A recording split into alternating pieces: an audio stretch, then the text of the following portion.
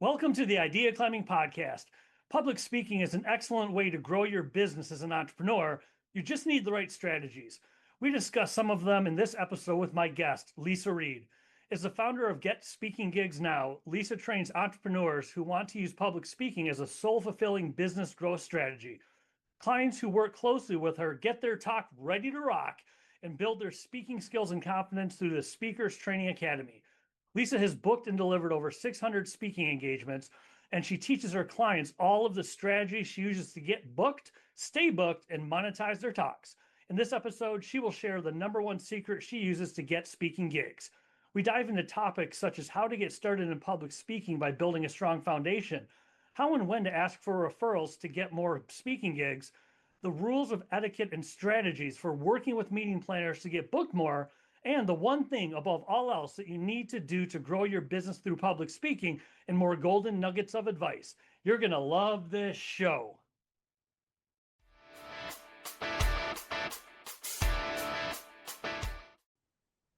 Thank you for taking the time to record an episode of the Idea Climbing Podcast, Lisa. I really appreciate you. Oh, I'm so excited to be here. Woo woo. And we're going to be talking about speaking as a business growth strategy for entrepreneurs. And it's going to be unique that it's not about how to get paid speaking gigs. It's using speaking as a growth strategy. And before we get into that, the tips, the tricks, the strategies, when it comes to that angle of public speaking, why is it so near and dear to your heart? How do you get into it? What's your story in that world? Oh, so many questions, Mark. I love it. So for me, why is it near and dear to my heart? I have always wanted to be a teacher, even when I was a little kid. Like it was like, I'll teach gymnastics, I'll teach kindergarten. I remember having these thoughts as a kid. And it wasn't so much that I needed to be the center of attention or have to have the spotlight on me. It was just that when I knew that I could help other people understand something quicker, easier, better, to me, that was very fulfilling. And so now I'm basically a teacher disguised as a speaker. And I know that because I work with entrepreneurs all the time, I know that there's quite a few of us who have that same type of philosophy. They just get, I don't know, a kick, a high, a shot of adrenaline. I don't know what it is. Something amazing happens when you have that gift and then you get to give that gift to an audience, whether it's virtual or in person, and you know that what you're offering is going to help them, help solve problems for them, help make something easier for them. That is a very fulfilling way to market your business. And I think a lot of times people don't get into business for themselves to do sales and marketing, but then are suddenly surprised, oh my gosh, I have to do sales and marketing. For those of us who like to teach, speaking is, I think, one of the easiest and most fulfilling ways to use sales and marketing in your business. Why is that? Why I should say why could, not necessarily is, but why could speaking be a big part of your sales and marketing as an entrepreneur? Well, especially if you have something that maybe people haven't heard of, like maybe it's a philosophy, a framework, a system, a process, or something. You know that there's people who have problems that you help with, but they may need a little bit more information versus just clicking on a button and purchasing something on Amazon. So it allows you to educate people. It allows you to educate more than one at a time so that you can even record it and then have that be evergreen. So there's a lot of ways that it can duplicate you and duplicate your efforts and also attract the kind of clients that you really want to work with. Like, I'm not the only speaking coach, so you find someone that you're picking up what they're throwing down. You're like, I like their personality. I like their humor. I like how fast she talks. I like, she seems like she's real. Like, that's the kind of person that I tend to work with. So with regards to sales and marketing and using that as a tool, where do you even begin? Let's just say, I'm not a public speaker, but I get it. What you're saying makes sense. What's the starting point of that? I think the starting point is, and you'll hear if you find me on any other channels or whatever, I always say you've got to get your talk ready to rock, meaning you need to decide what your talk is going to be, what your title is going to be, your learning points, your description of the talk, what's your call to action. That's what I mean when I say get your talk ready to rock. Because when you say that you're a speaker, let's say you update your LinkedIn profile and you put speaker on there, you're like, yes, I'm going to claim the title. Or you're at the grocery store and someone asks what you do and you say, I'm a speaker. They're going to say, What do you speak about? That is going to be the very first question they ask. And you don't want to be hiding or hesitant or like, oh, I'm not quite ready to share that yet. So having that talk in your pocket will give you confidence. It gives you assuredness. It's like, yes, I'm putting my stake in the ground. This is what I stand for. And if your talk is ready to rock, you're probably going to be madly in love with your talk and you cannot wait to share it with everyone else. So that's the kind of energy you want to start with. So to me, that's where we start. So with getting started, where do you go to practice? Oh, well, it you can go to lots of different places, but it's kind of like the gym, Mark, you can work out at your house. And if you're really good at doing that, go for it. And that's what I do. I practice my talk at home. I have the fortitude to do that. I've been doing that since I was in college. I remember I had this walk-in closet that I would share with my roommate. Like we had we shared a room and we had a big walk-in closet. So I would just go in the walk-in closet, sit down and like practice whatever my talk was going to be for like my speech for school because I actually majored in speech communication. And so practicing out loud on your own is very easy. It's very affordable. You don't have to get in a car. You don't have to involve anybody else. If you have a dog or a cat, they can listen. But I have found that most people don't do that. And that's where they get scared, or maybe they go out and do it in front of a live audience and then it didn't go as well. There is such a value in actually saying the words out loud, like a dress rehearsal, to nobody. And I mean, three times at least. Three times at least. And all of a sudden, after the third time, it'll start to get smoother. You'll start to transition easier. You'll add things. You'll change some things around. It just makes all the difference. So what are the qualities? What makes a talk ready to rock? Is it a For checklist? me, What is it? well, I shared it really quickly earlier, but I'll break it down a little bit. So I like to do things backwards. We start at the end first and we end at the beginning, if that makes any sense. So, for example, people usually think of their title first. I would do that at the end, but I'll say it in order of how I would work it. I would start with a call to action or the invitation to the next step, like where are you taking the audience? What's that going to be? Then we would fill in the learning points. We're going to talk about like what are we actually going to talk about? What is the audience going to get out of this time with you? And then we write the description because you can't really write a description unless you know what you're going to talk about. And then we put the title on top of it. So it's like kind of starting the cake from the bottom up and then ending with a little topper. And the key is, because I'll say this now in our age of AI, I've gotten people who've, set up a call with me. We do the session, the Get Your Talk Ready to Rock session, and they will email me like 7 pages that ChatGPT wrote for them. We usually use none of that. Not because I'm, because what I'm looking for, and this is not what I've said so far, is that what is in your soul? What is it that's unique about you, your personality, what your perspective is on life, your humor, your knowledge, all that is something that's magical, if you will. It's like this is part of you. It's your imprint, your fingerprint. And so we want to have some of that in there. Otherwise, it will just sound like every other talk that's boring or oh my gosh, we've heard this before, or like what you think everyone wants to hear. No, I don't want you to write what you think everyone wants to hear. I want you to write what you know everyone needs to hear. Nice. So when you're marketing your talk, I get it that the talk itself is a tool for marketing, but when you're getting started or just getting started, is it possible to market your talk without cold calling?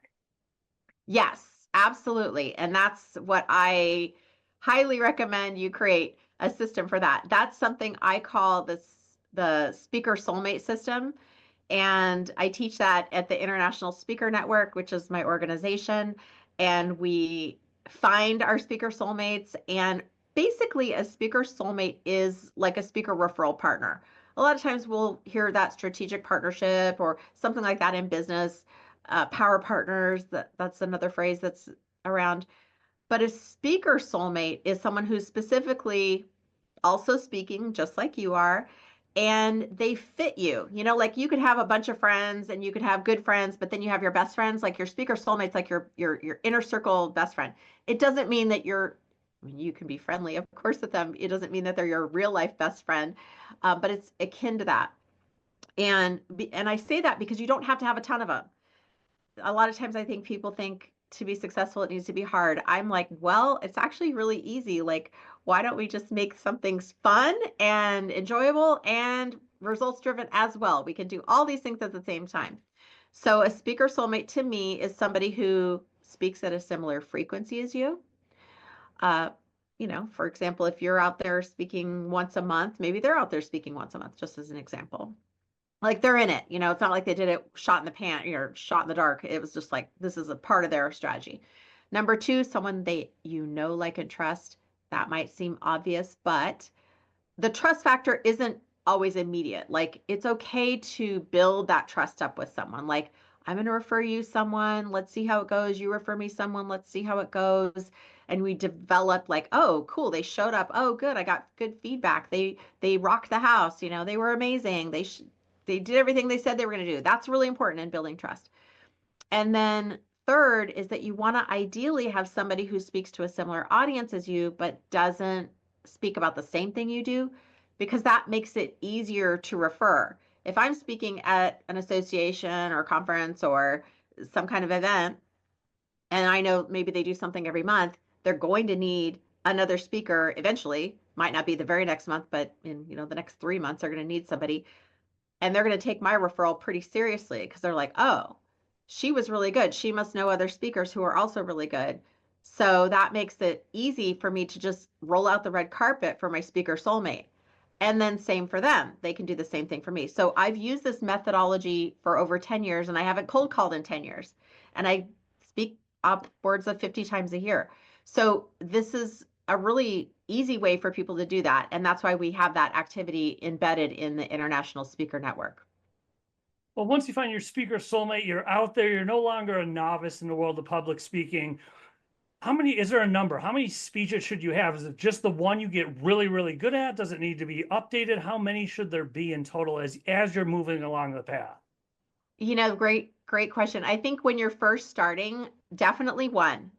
And I think sometimes it's easy to get seduced by like, well, I have to have three because other speakers have three. And I'm like, well, if you have three and you haven't even done any yet, that's three ones you need to memorize. That's three you need to write. That's three PowerPoints. That's three, things you need to practice. It can get confusing for a new person. I'm kind of like this. I don't know, Mark, if this metaphor will work for you or your audience, but okay. So here's I'm going to go for it. I like to create a talk and then give it until I just feel inspired to get a new one, right? And that could be a year, a couple years, whatever. And then it can go into the library of talks. Like I don't throw it away. It's still there, but then I feel like I'm inspired by a new talk. The metaphor is it's like a purse. Like I have a bunch of purses, but usually I will just use one purse for like a year. I'm in California, so I can use it light colored or dark colored all year round. And then I just one day go, I'm going to switch this one out for something else. And then I decide to switch it out. So I don't know, Mark, how many purses you have and how you incorporate that into your life, but that's how I see it. Once you become more seasoned, you probably three is a nice, good number. I think it can also be tempting to write every single talk down that you have if you've been doing this a long time. And that can be confusing for the meeting planner. They're like, don't make it hard for them. Just like, keep it simple, sweetheart. Give them like, this is my best talk. This is my most requested talk. Boom, put that one at the top. And I would probably, any more than four, I wouldn't, I would just keep it to three. Well, you just mentioned something that's interesting too. You mentioned meeting planners.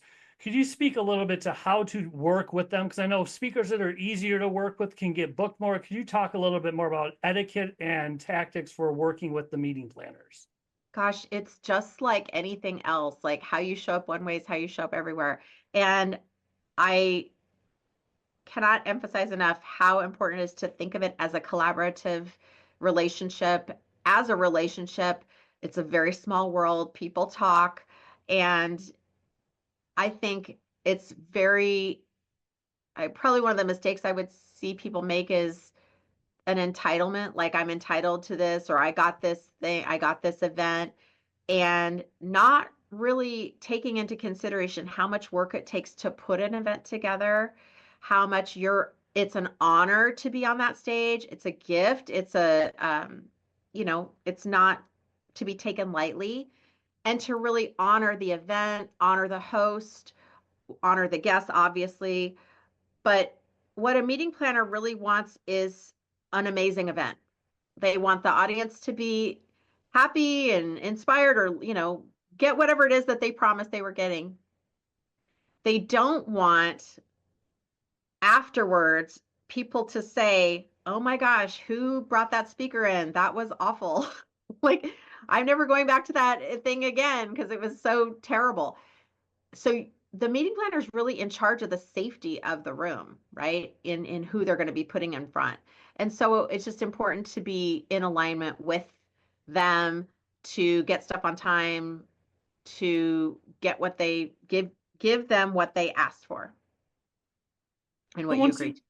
So once you get up and running, how do you keep momentum up? Because I would imagine, at least well, my experience too, at least at first it can be really exciting. You get out there, you have your 1 to 3, maybe it's only 1 or 2 right now, but what do you do to keep momentum and keep consistent with giving speeches and move beyond the initial burst of adrenaline?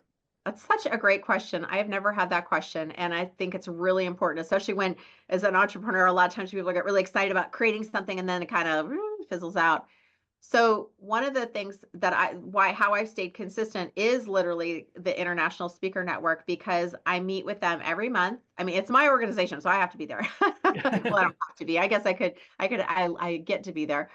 But I've had this group for over 10 years. We started in 2013. It's 2025 now.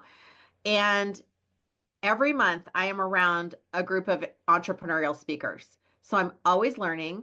We're always doing some kind of collaborative exercise, or like, oh, who's got a podcast, or who's got a thing that that they need a guest for. So there's always this new, fresh water, right? Like, it's like if you have a dog and you're just like, which I have a dog, but if I never changed your water bowl, but just like kind of the water would get stagnant, it would get icky, you know what I mean? Like, and that's how it can feel after Oh, you've all the excitement's done. So it's important to get inspired by other people, to be around people who are in the same game as you. It's fun. You're like, oh my gosh, I never heard of that. Oh, I just learned something new. That's so cool. Oh, hey, they were over at this talk. I wonder if I could get in there next year or next month or whatever. And it's keeps you fueled, it keeps you inspired, keeps you motivated. It's affordable, and you can get referrals from that too. So it's kind of like a win-win-win. And that way you can always keep it going. I think sometimes as entrepreneurs, we think we want this huge, like, fire hydrant of leads, but you got to then manage all that. So I would prefer, like, I love having a consistent, nice trickle, like just trickle them in, trickle, trickle, trickle, always trickling in, year after year, month after month, week after week, day after day, always getting trickles of new podcast opportunities, summit opportunities, virtual speaking, in person, all those things just trickling in all the time. I'm always meeting new people. That's what's so cool about speaking. You're always meeting new people like you. I get to meet you, and your network is never stale. Your leads are never stale. You're always getting new leads. so how do you pick? Let me rephrase this. Let me ask you a better question. Once you get somewhat established, you found maybe a group or two, how do you ask for referrals without being pushy? Because I know some people I feel weird asking. How do you ask for referrals for speaking gigs?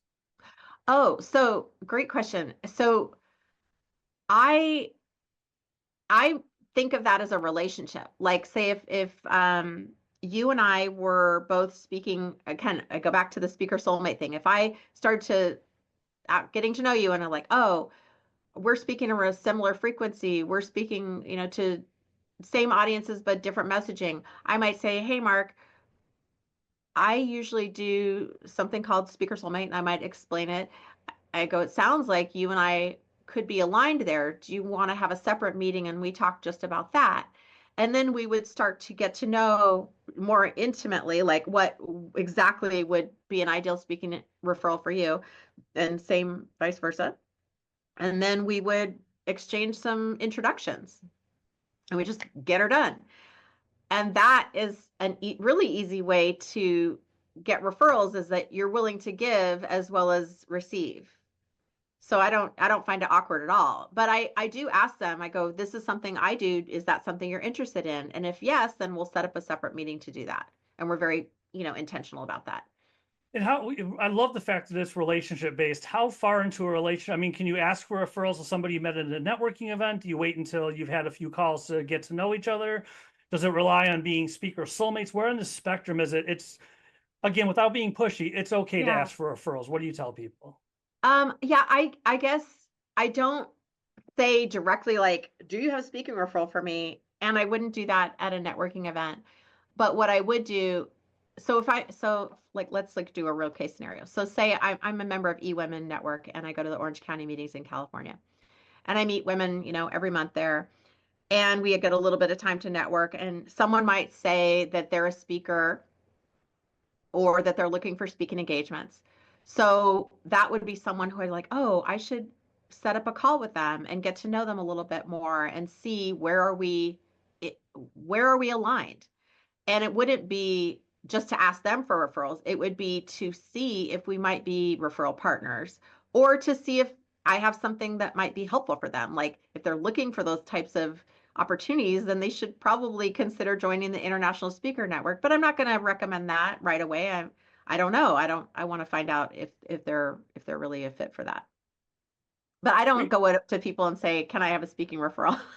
That's what I was going to ask. No, no, it just, we're dealing with humans, and I wouldn't expect someone to refer me without getting to know me a little bit more. So usually referrals for me come from people who've already seen me speak or people who've already worked with me or people in the International Speaker Network. And we have an affiliate program and things like that. So people earn money by referring people to the network. That is awesome. We have covered a lot of ground in a short period of time. Sure have. If someone's watching or listening, they have a little checklist in their head, that sounded good, that sounded good. Ooh, I like that. If you were to say, if you're going to use speaking as a business building strategy, if you were to tell them at least do this one thing above all, if nothing else, do this, what would you tell them to do? I would say write down 3 things that you wish your clients knew and they are always talking about all the time. That is probably the right direction for content for your talk. Thank you so much. And if people want to find you online, where's the best place or places to go? They can find me at getspeakinggigsnow.com. And we also have a free gift at getspeakinggigsnow.com/tips. You can get the 5 top tips to get more speaking gigs now. Thank you very much, Lisa. This has been great. I appreciate you making the time. Thank you. And scene. Scene.